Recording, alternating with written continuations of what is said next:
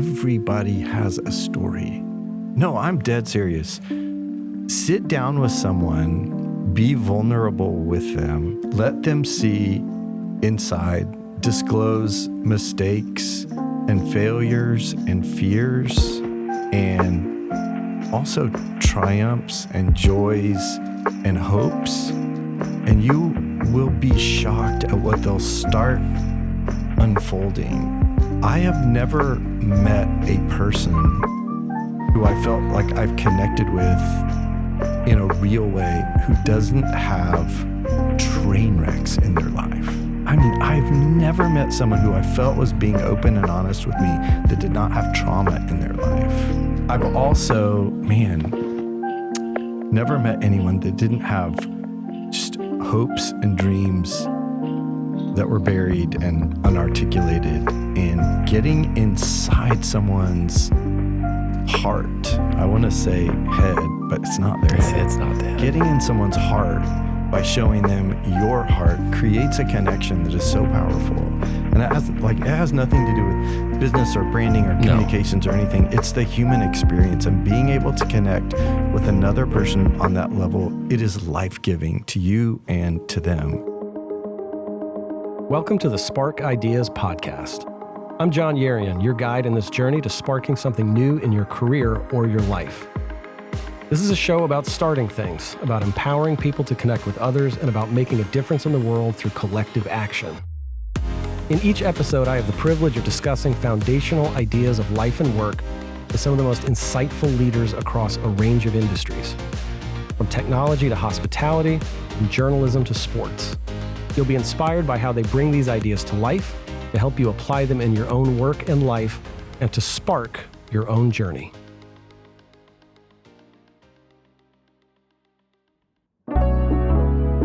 Christian Pinkston is the founder and president of Pinkston, a strategy and communications consultancy in Washington, D.C. For the last 30 years, he's counseled clients ranging from startups to nonprofits to Fortune 100 organizations through periods of growth, crisis, reorganization, and transition, helping them launch companies, strengthen brand awareness, build thought leadership platforms, and publish and promote books.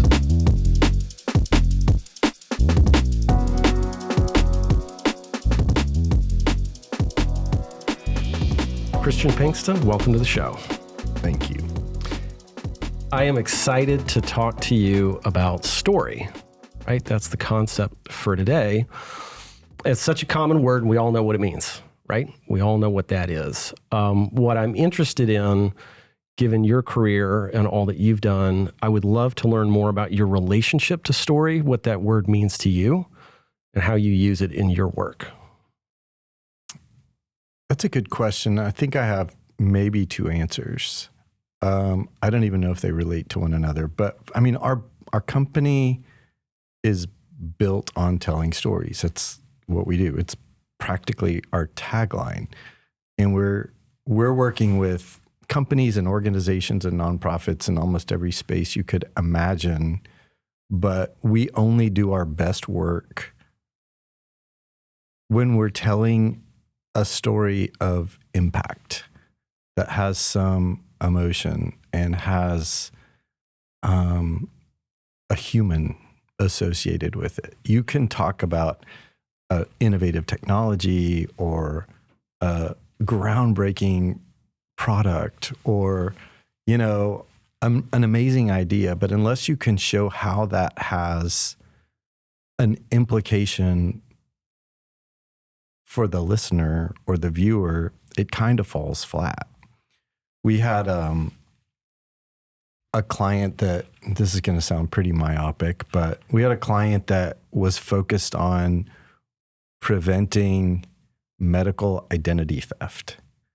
And so I know that sounds odd, but I'm in favor of it. Well, generally, the fact of the matter great. is, if your medical identity is stolen, and it happens way more often than you would think, and then there's insurance fraud and all kinds of things happening to your record that you don't know about. You're in an auto accident, you're rushed to the hospital, and all of a sudden your blood type is wrong, or your history is wrong, or you have a condition that they treat for that you don't actually have, or the reverse. It's a pretty significant issue. And I remember going to the Wall Street Journal saying, hey, this is an amazing story. You should tell it because we can prevent this from happening. And the response was, that is fascinating. That's a major problem. But unless you can show me someone who was radically adversely affected, we can't tell the story. And it took us a little bit of time, but the minute we found the story, it was in the Wall Street Journal.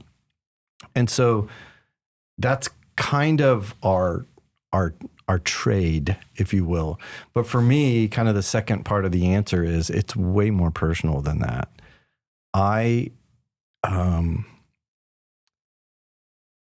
think story is where it's at. I love people.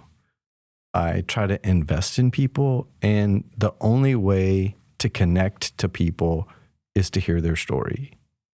Someone can tell you things about themselves that are mildly interesting, but if you hear someone's experience and the highs and the lows and the successes and the failures and the hurts and the traumas, all of a sudden you start getting to know that person, to understand what makes them tick, understand how you can invest in them in a way that matters. And the same is true for you to have a deep relationship with someone else. You have to be vulnerable. You have to be willing to tell the goods and the bad and the hard.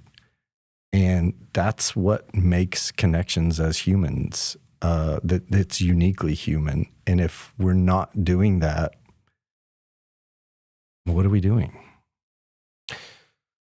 Yeah, I love that. And what comes up for me while you're speaking is the consideration that story is, for me, inextricably linked to perspective, to a point of view.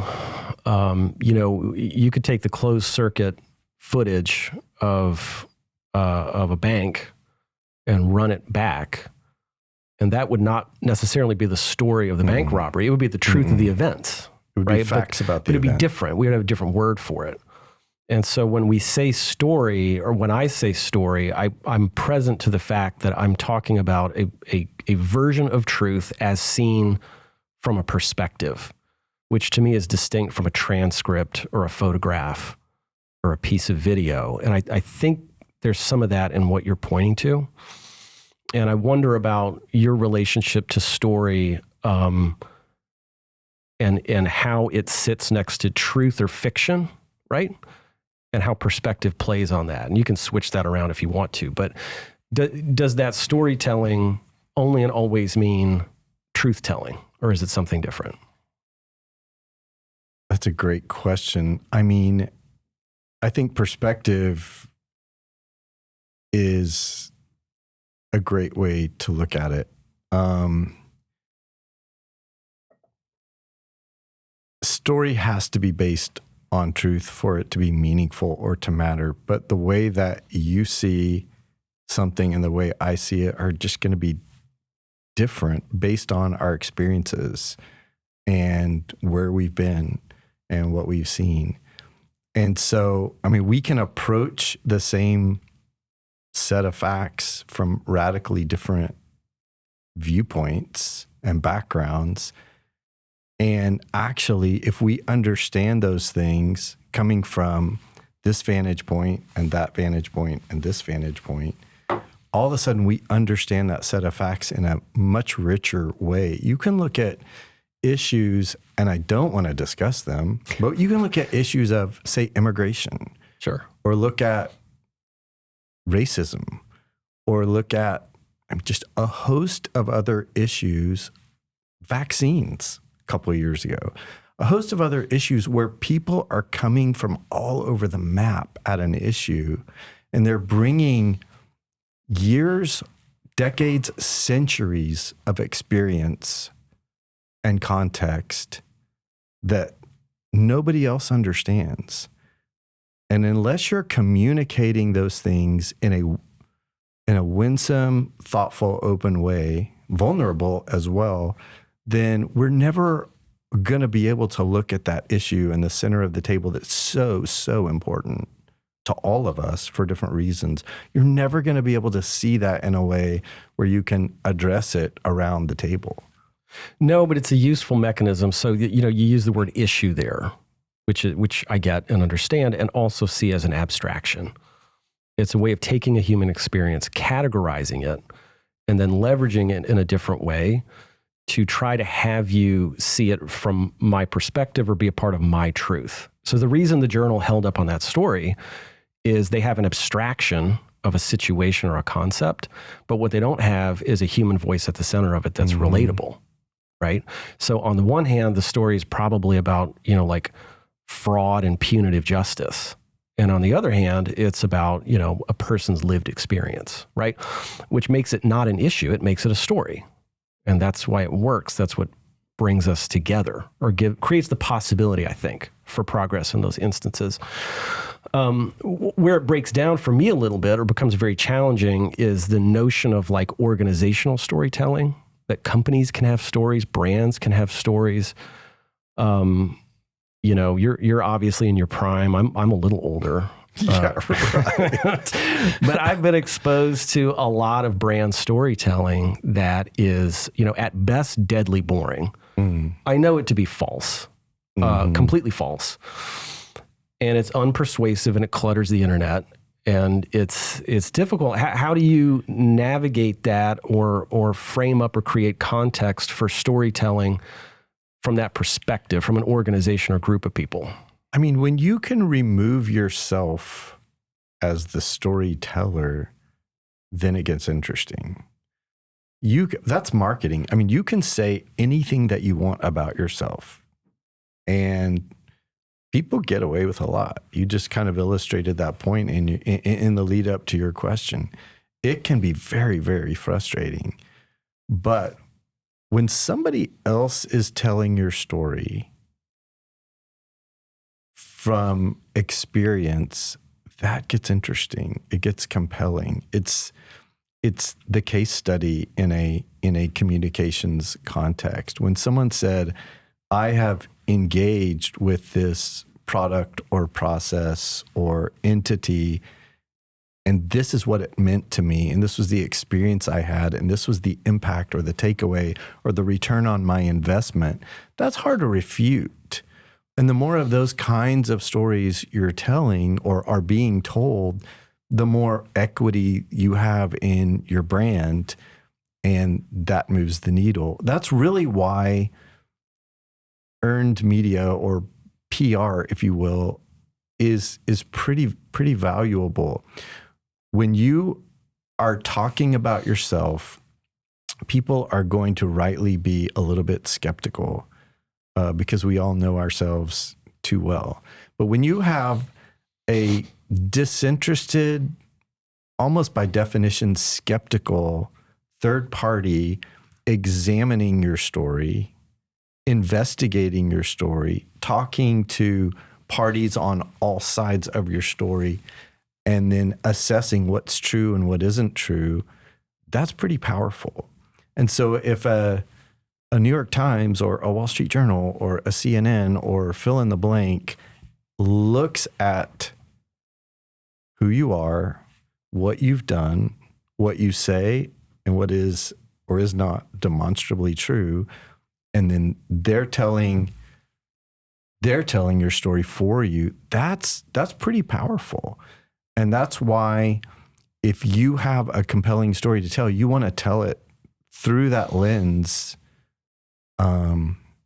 at least to some degree, because the third party validation that comes with that it's important. Well, this brings us back to the process or the act of storytelling itself. I doubt that you look in the mirror and identify as a storyteller. I think you probably have a different or a more nuanced perspective. But you clearly know what makes for an interesting story. And it's, you talk to somebody and really ask them how many really good storytellers they know. It's a low number. Okay. It's a low number. You think about getting together with your family at Thanksgiving, high likelihood there's not one good storyteller in the group, right? They're not that many of them. You know them and you remember them. And so that function, that facility for storytelling is such a big part of it. Is that teachable? Yeah. Is that you said that very casually. It is. I mean, everybody has a story. Everybody has a story. I mean, if you're going to different parties than I am, because I'm getting bored to tears. I'm getting killed out here. Sit down with someone. No, I'm dead serious. Sit down with someone. Be vulnerable with them. Let them see inside. Disclose mistakes and failures and fears. And also triumphs and joys and hopes. And you will be shocked at what they'll start unfolding. I have never met a person who I felt like I've connected with in a real way who doesn't have train wrecks in their life. I've never met someone who I felt was being open and honest with me that did not have trauma in their life. And usually it's unaddressed and it's buried. And it's very, very painful and harmful.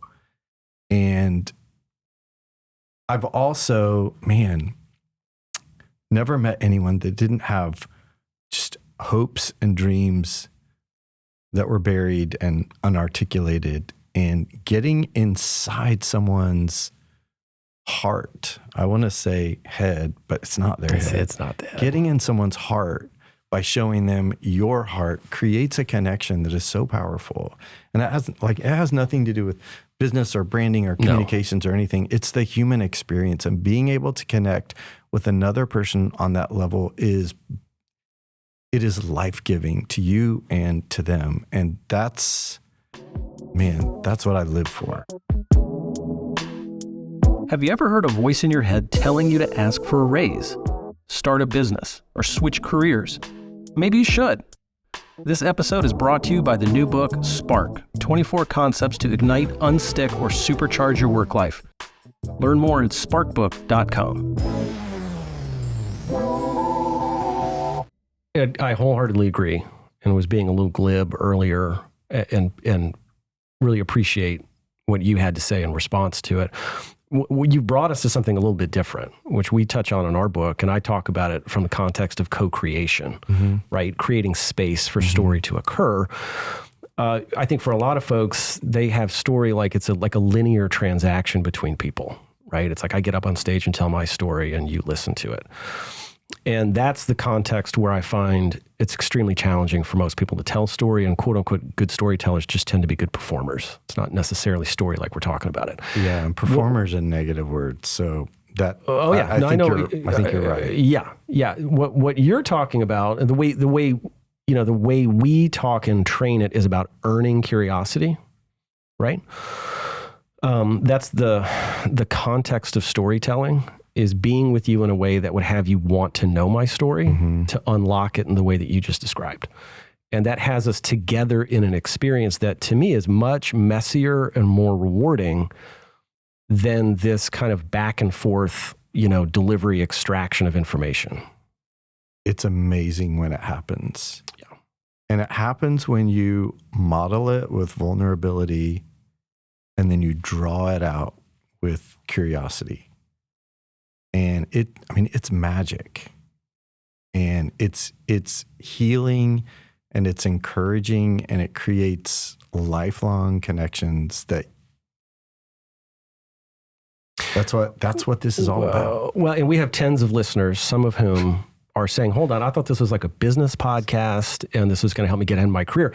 And what I would have you notice is you're interested right now. I would have you notice that you're interested in this conversation, and consider how often you're not interested because what you experience is artifice and games and that lack of vulnerability. And the reason it's so hard to find is it feels risky to us, right? And never more so in an organizational context where there's other incentives and reputations at stake and all the air comes out of it. And if you're listening to this, whatever you caught over the last 10 minutes, none of that's there, right?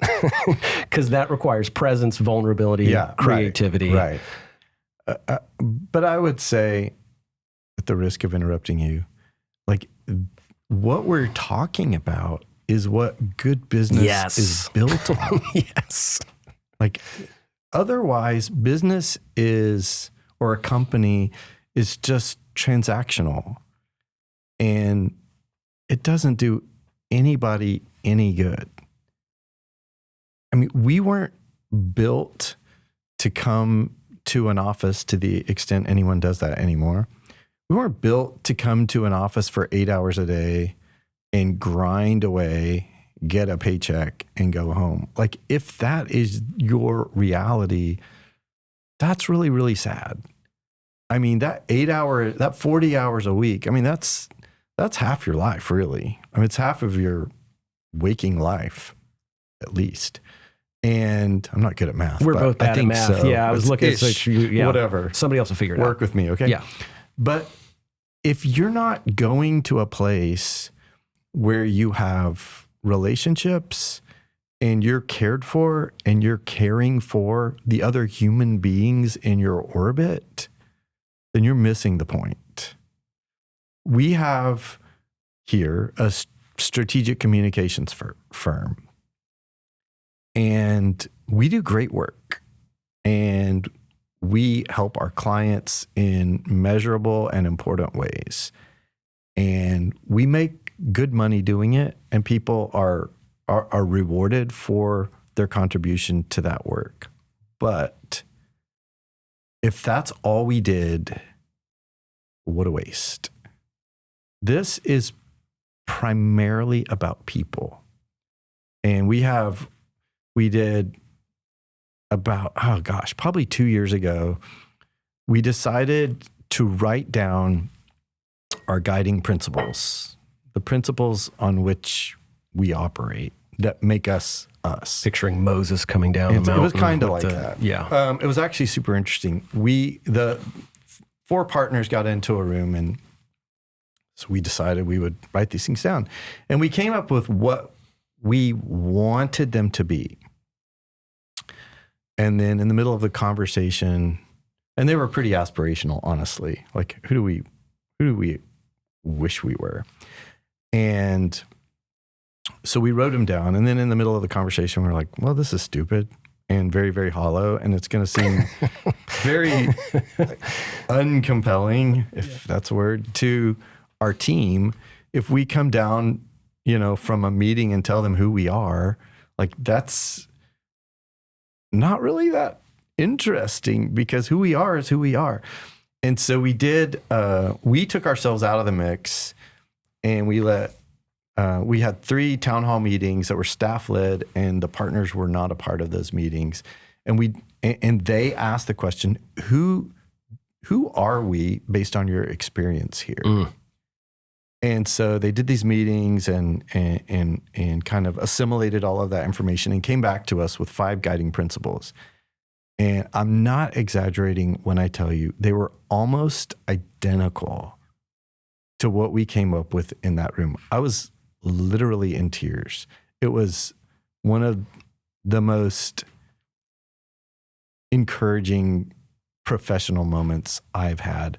And the first one that we came up with, and the first one that the staff came back with, was people matter most. It's about the people. It's about relationships. It's about loving people, caring for them, respecting them, developing them, empowering them. It's about a lot more than work. And that first manifests itself in our team, but it also manifests itself in how our team interacts with clients or reporters or vendors or the community. And it has this spillover ripple effect.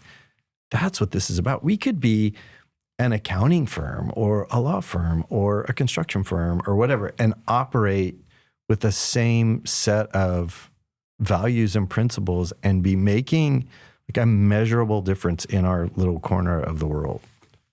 And what I'm hearing is there's a couple of levels to what we're doing. So we're talking about story. Within it, you're telling a story. And out of that story, we're hearing more about how this is not only applicable, but essential at an organizational level for individuals who want to lead a life that's meaningful and who want to be a part of something that both helps them satisfy their responsibilities, but give their life, purpose and expression. There's something else is happening that I'm noticing that I think you'll agree with, which is that in my experience, people are kind of almost always telling their stories. You kind of can't stop them. The difference is whether or not you have an acceptance and like a radical willingness to see them as they are. And then the story will get a little easier and a little more straightforward, but they're going to tell their story no matter what. Yeah, it's maybe there's a couple kinds of people. There's some people that will force their story down your throat, but that story inevitably that they're forcing down your throat is actually not the story. It's what they wish the story was. No, they're telling you a story about discomfort and insecurity and a need to be seen. And there's a story there. It's just not what they're saying. If you're present to it, Well, usually if someone's forcing their story down your throat, it's a story about how amazing they are and how much they've accomplished and who they know. And that's never the story, ever, ever. There's a lot of other people who, man, their story has to be drawn out because there's pain there or there's vulnerability or insecurity, and people are slow to share that. And unless you give them a safe, inviting place to start unveiling some of those things, you'll never see them. It's it takes time, it takes care, and that's when you get that's where you get down to the really important stuff. Well, the idea to talk with you about story is maybe a little counterintuitive, because if somebody didn't know you or me, they think, okay, this guy runs a PR firm. He spins things, right? That's not my experience of what you do. I have a relationship to that term, but that's not what I've seen occur here. And in hearing you speak, I think it would be harder and harder to hold that position, because what we're talking about increasingly is authenticity, is honesty, is a willingness to be seen. Yeah. And if you're listening and you're still kind of thinking about your career or what you want to glean from this, what I would say is notice how you're getting closer to what Christian Pinkston has to say and not further away, right? So as we get into story and as you can hear the truth in what he says for him in his truth, notice the effect it has on you and what's possible for you and whatever you're up to, right? So the story you think you're supposed to tell or what you think somebody else wants to hear is the thing that has them backing away because of its artificial quality and the distance it creates between you. The more you're willing to be in a room in the way you're in this room right now, has this propulsive quality to it that I promise you will advance whatever it is you're trying to get done. It extends into the work that we do for sure. I mean, people appreciate authenticity and somewhat, to a degree, vulnerability from the companies they do business with or who they trust. We do a ton of crisis communications, and there are a variety of reasons we will tell a client no, but a significant one is if they're not willing to take responsibility and ownership for their failures, we don't want to work with them. Partly because we don't want to be associated with that, but also because we know their approach isn't going to work. It's going to make things worse. That's right. That's not a moral, ethical statement. Yeah. It's impractical. It doesn't work very well. No. Yeah. No. And actually, a little bit of humility goes a long way to reestablishing credibility. And that is true in an interpersonal relationship, and it is just as true in a corporate or or macro level as well. You have to own your mistakes, and you have to apologize for them, and you have to take responsibility for them. You have to make them right. And then you have to re-earn trust. And if a company or an organization is willing to do that in an authentic and measurable way, they're going to recover. And you've seen, and I've seen plenty of examples of companies that try to bury their head in the sand and pretend like everything was good. It doesn't work in your household. It doesn't work in your neighborhood. Right. And it doesn't work in the news. It's very hard to convince someone in the crisis that that's the best approach. It's probably one of the hardest things that we do, is persuade someone that this is actually a good idea. Well, here we are, and we've been talking for a few minutes, and we acknowledge that there isn't a Webster's dictionary definition of story, and we don't care about that. You can look that up if you want to. What we would like to do is offer something for the listener to hold and practice, right? To have a different definition for themselves. And we haven't rehearsed this, so I'll give you a minute to think. But I want to offer or try to offer a definition of story that might be useful to the listener. So for me, story is about experience. It's not about explanation.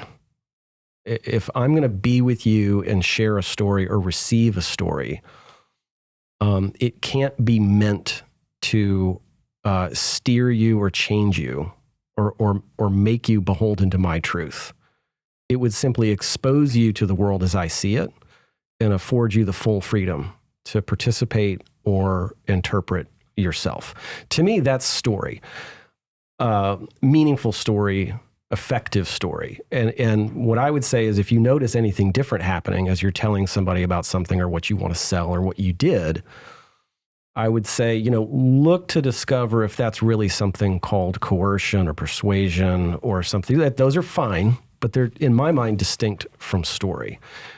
What would you say to that, or how would you say it completely different if somebody wanted to really get their hands around story? I mean, I wouldn't say it completely different. I will say I spent the better part of my life as a manipulator.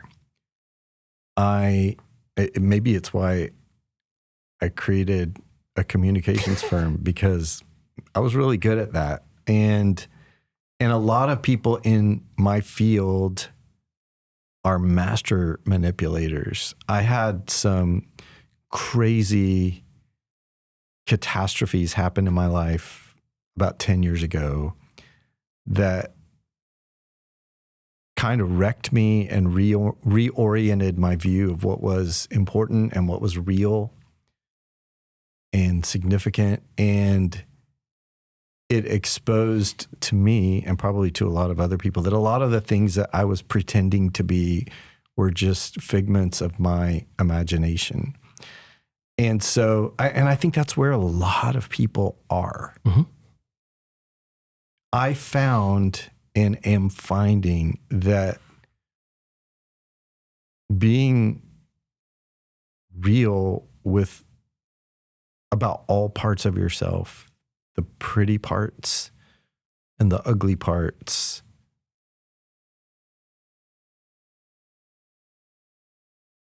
actually feels a lot better.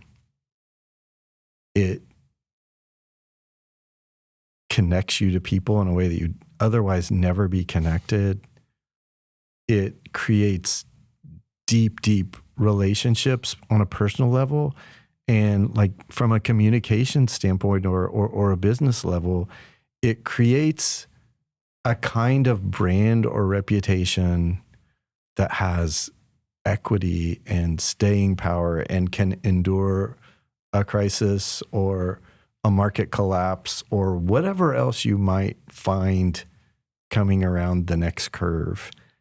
And that's the kind of person I want to be and I'm trying to be. And that's the kind of company and the kind of advice that we're trying to provide. And it's maybe not the mainstream, but we're finding that it works really, really well. Christian Pinkston, what an honor to be with you. Thank you. Thanks.